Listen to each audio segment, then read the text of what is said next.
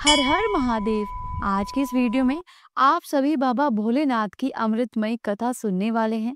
भक्तजनों, ये कथा अत्यंत ही फलदायी है, क्योंकि इस कथा को सुनने मात्र से ही अकाल मृत्यु टल जाती है और इस कथा को सुनकर आपका रोम रोम शिवमय हो जाएगा। आप सभी भक्तों से मेरा निवेदन है कि इस कथा को पूरा सुने, बीच में अधूरा ना छोड़े, क्योंकि कथाओं में बहुत ही पवित्रता, बहुत शक्ति होती है। इसलिए कथा को बीच में अधूरा नहीं छोड़ना चाहिए और इस प्रकार महाकाल का अपमान भी नहीं करना चाहिए। और हाँ, एक बात और, कमेंट बॉक्स में हर हर महादेव लिखकर भगवान महादेव के दरबार में अपनी हाजिरी जरूर लगाइएगा। किसी नगर में एक साहूकार रहता था। उसके घर में धन की कोई कमी नहीं थी, लेकिन उसकी कोई संतान नहीं थी, जिस कारण से वह बड़ा ही दुखी रहता था। पुत्र प्राप्ति के लिए वह भगवान शिव की पूजा करता, हर सोमवार व्रत रखता और पूरी श्रद्धा के साथ मंदिर में जाकर भगवान शिव और माता पार्वती की पूजा किया करता था। उसकी भक्ति देखकर एक दिन माँ पार्वती प्रसन्न हो गईं और भगवान शिव से उस साहूकार की मनोकामना पूर्ण करने का आग्रह करने लगी। देवी पार्वती की इच्छा सुनकर भगवान शिव ने कहा कि हे पार्वती, इस संसार में हर प्राणी को उसके कर्मों के अनुसार फल मिलता है और जिसके भाग्य में जो हो उसे वह भोगना ही पड़ता है। लेकिन पार्वती जी ने साहूकार की भक्ति का मान रखने के लिए और उसकी मनोकामना पूर्ण करने की इच्छा जताई। माता पार्वती के आग्रह पर भगवान शिव ने साहूकार को पुत्र प्राप्ति का वरदान तो दिया, लेकिन साथ ही यह भी कहा कि उसके बालक की आयु केवल 12 वर्ष होगी। माता पार्वती और भगवान शिव की इस वार्ता को साहूकार सुन रहा था। उसे सुनकर ना तो इस बात की खुशी हुई और ना ही दुख, बल्कि वह तो पहले की तरह ही भगवान शिव की पूजा करता रहा। कुछ समय के बाद साहूकार के घर एक पुत्र का जन्म हुआ। जब वह बालक 11 वर्ष का हुआ तो उसे पढ़ने के लिए काशी भेज दिया गया। साहूकार ने अपने पुत्र के मामा को बुलाकर उन्हें बहुत सारा धन दिया और कहा कि तुम इस बालक को काशी में विद्या प्राप्त कराने के लिए लेकर जाओ और रास्ते में यज्ञ करते हुए जाना। जहाँ भी यज्ञ कराओ वहां पर ब्राह्मणों को भोजन कराकर दक्षिणा देते हुए ही आगे जाना। दोनों मामा भांजा इस तरह यज्ञ कराते और ब्राह्मणों को दान दक्षिणा देते देते काशी की ओर चल पड़े। रास्ते में एक नगर पड़ा। यहाँ उस दिन नगर की राजा की कन्या का विवाह था, लेकिन जिस राजकुमार से उसका विवाह होने वाला था वह राजकुमार एक आंख से काना था। राजकुमार के पिता ने अपने पुत्र के काना होने की बात को छुपाने के लिए एक चाल सोची। साहूकार के पुत्र को देखकर उसके मन में एक विचार आया। उसने सोचा, क्यों ना इस लड़के को दूल्हा बनाकर राजकुमारी से विवाह करा दूं। विवाह के बाद इसको धन देकर विदा कर दूंगा और राजकुमारी को अपने नगर ले जाऊंगा। लड़के को इस प्रकार दूल्हे के वस्त्र पहनाकर राजकुमारी से विवाह करवा दिया गया। लेकिन साहूकार का पुत्र बहुत ही ईमानदार था। उसे ये बात बिल्कुल ठीक नहीं लगी। उसने अवसर पाकर राजकुमारी की चुनरी के पल्ले पर लिख दिया कि राजकुमारी, तुम्हारा विवाह तो मेरे साथ हुआ है, लेकिन जिस राजकुमार के संग तुम्हें भेजा जाएगा वह एक आंख से काना है। मैं तो काशी विद्या पढ़ने जा रहा हूँ। जब राजकुमारी ने चुनरी पर लिखी वो बातें पढ़ी तो उसने अपने माता पिता को ये बात बताई। राजा ने ये बात जानकर अपनी पुत्री को विदा नहीं किया, जिससे बारात वापस चली गई। दूसरी ओर साहूकार का बेटा और उसका मामा काशी पहुंच गए और वहां जाकर उन्होंने यज्ञ किया। जिस दिन लड़के की आयु 12 वर्ष हुई उसी दिन यज्ञ रखा गया। लड़के ने अपने मामा से कहा कि आज मेरी तबीयत कुछ ठीक नहीं है। यही सुनकर मामा ने कहा, तो तुम अंदर जाकर सो जाओ। शिवजी के वरदान अनुसार कुछ ही क्षणों में उस बालक के प्राण निकल गए। मृत भांजे को देखकर उसके मामा ने विलाप शुरू कर दिया। संयोगवश उसी समय शिवजी और माता पार्वती उधर से जा रहे थे। पार्वती जी ने भगवान शिव से कहा कि हे प्राणनाथ, मुझे इसके रोने का स्वर सहन नहीं हो रहा। आप कृपया इस व्यक्ति के कष्ट अवश्य दूर कीजिए।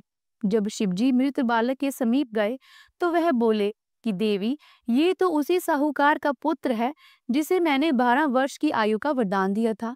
अब इसकी आयु पूरी हो चुकी है। ये सुनकर देवी पार्वती के मन में ममता जाग उठी। देवी पार्वती कहने लगी, हे महादेव, आप इस बालक को और आयु देने की कृपा कीजिए, नहीं तो इसके वियोग में इसके माता पिता भी तड़प तड़प कर मर जाएंगे। माता पार्वती के आग्रह पर भगवान शिव ने उस लड़के को जीवित होने का वरदान दे दिया। भगवान शिव की कृपा से वह लड़का जीवित हो गया। शिक्षा समाप्त कर लड़का अपने मामा के साथ वापस नगर की ओर चल दिया। दोनों चलते चलते उसी नगर में जा पहुंचे जहां कभी उसका विवाह हुआ था। उस नगर में भी उन्होंने यज्ञ का आयोजन किया। उस लड़के के ससुर ने उसे पहचान लिया और महल में ले जाकर उसकी खूब आवभगत की और अपनी पुत्री को धूमधाम से विदा किया। इधर भूखे प्यासे रायकर साहूकार और उसकी पत्नी अपने बेटे के आने की प्रतीक्षा कर रहे थे। उन्होंने ये निश्चय कर रखा था कि अगर उन्हें अपने बेटे की मृत्यु का समाचार मिला तो वह अपने भी प्राण त्याग देंगे। लेकिन अंत में अपने बेटे के जीवित होने का समाचार पाकर वे बहुत प्रसन्न हुए। उसी रात भगवान शिव ने साहूकार के स्वप्न में आकर कहा कि हे श्रेष्ठी, मैंने तेरे सोमवार के व्रत करने और व्रत कथा सुनने से प्रसन्न होकर तेरे पुत्र को लंबी आयु प्रदान की है।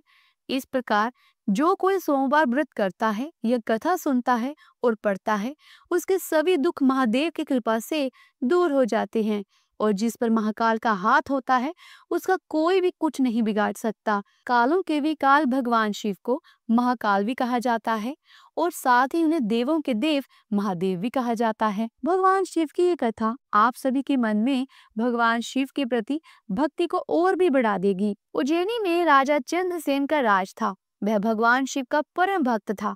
शिव गणों में मुख्य मणिभद्र नाम का एक गण उसका मित्र था। एक बार मणिभद्र ने राजा चंद्रसेन को एक अत्यंत तेजोमय मणि प्रदान की। चंद्रसेन ने इस मणि को गले में धारण कर लिया तो उसका प्रभाव मंडल तो जगमगा ही उठा। साथ ही दूर दराज देशों में उसकी यश और कीर्ति का बढ़ावा होने लगा। अब उस मणि को प्राप्त करने के लिए दूसरे राजाओं ने प्रयास आरंभ कर दिए।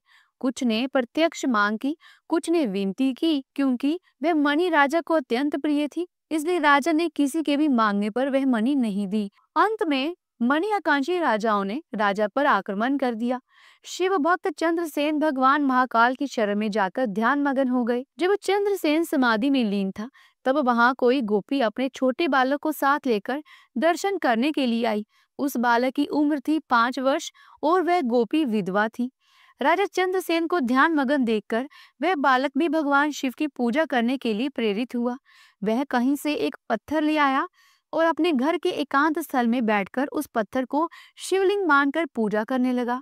कुछ देर के बाद उसकी माता ने भोजन करने के लिए बुलाया, लेकिन वह बालक नहीं आया।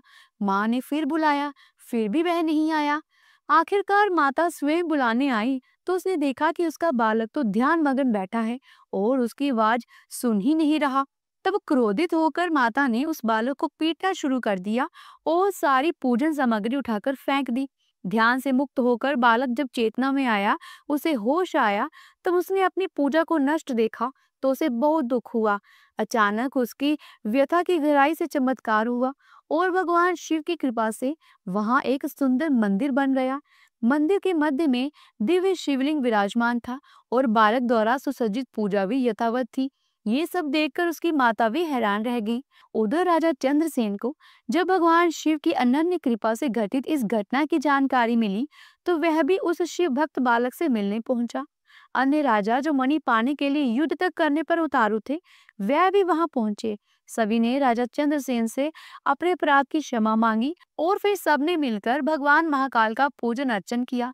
तभी वहां राम भक्त हनुमान जी अवतरित हुए और उन्होंने गोप बालक को गोद में उठाकर सभी राजाओं और उपस्थित जन समुदाय को संबोधित किया और कहा कि भगवान शिव के अंतरिक्त प्राणियों की कोई गति नहीं है। इस गोप बालक ने कहीं किसी जगह पर भगवान शिव की पूजा को मात्र देखकर ही बिना किसी मंत्र अथवा विधि विधान के शिव आराधना कर शिव तत्व सर्वविध मंगल को प्राप्त किया है। ये शिव जी का परम श्रेष्ठ भक्त है, समस्त गोप जनों की कीर्ति बढ़ाने वाला है। इस लोक में ये अखिल अनंत सुखों को प्राप्त करेगा और मृत्यु के बाद मोक्ष को प्राप्त होगा। इसी के वंश का 8वां पुरुष महायशस्वी नंद होगा, जिसके पुत्र के रूप में स्वयं नारायण श्री कृष्ण नाम से प्रतिष्ठित होंगे। कहा जाता है कि भगवान महाकाल तब से ही उज्जैनी में स्वयं विराजमान है। हमारे प्राचीन ग्रंथों में महाकाल की असीम महिमा का वर्णन मिलता है। महाकाल साक्षात राजाधिराज देवता माने गए हैं। जो भक्त पूर्ण श्रद्धा भक्ति भाव से सोमवार के दिन भगवान महाकाल के दर्शन करता है या इस कथा को सुनता है अथवा पढ़ता है, महाकाल की कृपा से उसकी अकाल मृत्यु टल जाती है, उसके जीवन के सभी दुख दूर हो जाते हैं और सभी मनोकामनाएं पूर्ण हो जाती हैं और अंत में ऐसे भक्त भगवान शिव के धाम को चले जाते हैं। तो प्रेम से बोलो भगवान महादेव की जय, माता पार्वती की जय। तो प्रिय भक्तजनों, ये थी आज की कथा। उम्मीद करती हूँ कि आपको ये कथा पसंद आई होगी।